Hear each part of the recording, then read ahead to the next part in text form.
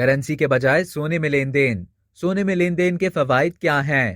Zimbabwe کے مرکزی bank نے بڑھتی ہوئی مہنگائی پر قابو پانے کے لیے سونے کے سکے فروخت کرنا شروع کر دیے۔ ملک میں کاروباری اور مالیاتی لین دین کے لیے سونے کے سکے استعمال کرنے کی حوصلہ افزائی کی جا رہی ہے۔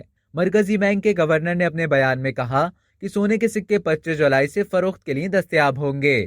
سونے کے سکے امریکی ڈالر، مقامی کرنسی اور دیگر بین الاقوامی کرنسیز میں عالمی مارکیٹ میں سونے کی قیمت کے مطابق خریدے جا سکیں گے۔ بینک نے کہا کہ سونے کے سکوں کو نقد رقم میں منتقل کیا جا سکے گا۔ ملکی اور بین الاقوامی سطح پر اس کے ذریعے تجارت ہو سکے گی۔ یاد رہے کہ زمبابوے نے 2009 میں مالی معاملات کے لیے اپنی کرنسی ترک کر کے غیر ملکی کرنسیز استعمال کرنا شروع کی تھی۔ زیادہ تر لین دین امریکی ڈالر میں ہو رہا تھا۔